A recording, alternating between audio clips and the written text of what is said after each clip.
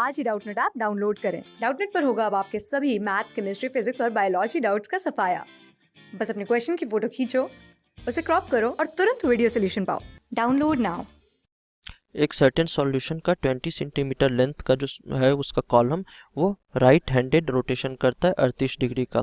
कहने का मतलब है हम जानते हैं ना, ये अगर मान लीजिए ये मेरी कोई सॉल्यूशन है, ये यहाँ पर कुछ मेरा लिक्विड सॉल्यूशन कुछ भरा हुआ है, तो जो लाइट पास करती है वो रोटेट हो जाती है, तो रोटेशन होता है। तो यहाँ रोटेशन जो है वो 38 डिग्री का रोटेशन हमें दे रखा है, तो 20 सेंटीमीटर के लेंथ से 38 डिग्री का रोटेशन होता है।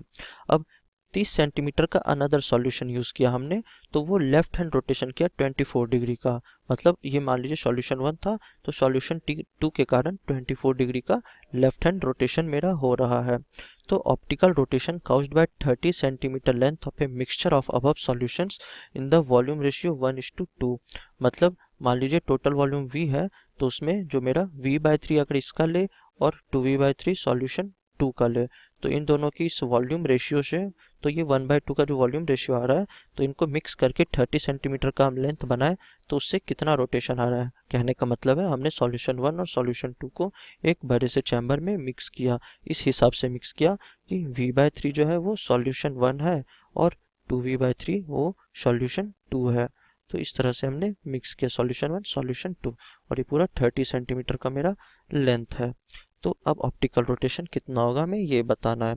तो सबसे पहले तो हम जानते हैं कि जब भी हमारा ऑप्टिकल रोटेशन होता है, तो मेरी जो रोटेशन होती है वो डायरेक्टली प्रोपोर्शनल होती है लैम्डा के। तो theta is directly proportional to lambda.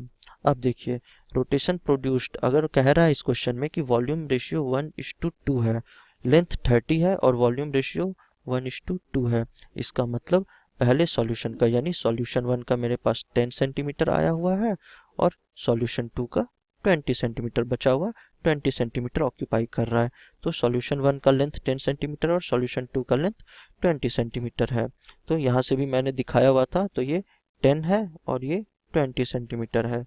अब जानते हैं थीटा क्या होगा। थीटा 1 इज इक्वल टू, अगर सॉल्यूशन 1 की बात करें तो 10 सेंटीमीटर की वजह से 4 सॉल्यूशन 1, तो थीटा 1 इसके कारण से रोटेशन थीटा 1 कितना हो जाएगा 38/20 इंटू 10 सेंटीमीटर का है ना, तो 38/20 इंटू 10, तो ये मेरी हो गई 19 डिग्री।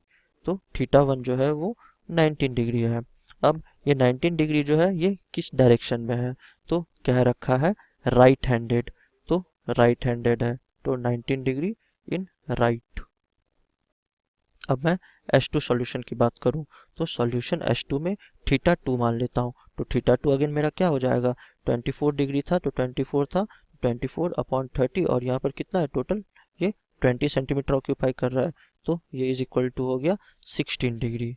अब ये 16 डिग्री किस में है, लेफ्ट में, ये लेफ्ट में है, तो ये 16 डिग्री लेफ्ट में है। तो टोटल रोटेशन कितना हो गया, total rotation, so total rotation produced is equal to, देखिए मैग्नीट्यूड किसका ज़्यादा है, राइट वाले का, सो 19 माइनस 16, तो ये ओवरऑल किस में चला गया, राइट में चला गया, तो it will be equal to 3 degree right, मतलब 3 डिग्री राइट में रोटेशन होगा ओवरऑल। तो ऑप्शंस देखते हैं, तो ऑप्शन में लेफ्ट हैंड 14 नहीं, राइट हैंड 14 नहीं, लेफ्ट हैंड 3 तो है बट लेफ्ट हैंड नहीं है, राइट हैंड 3 है, यानी ऑप्शन डी जो है वो करेक्ट आंसर है।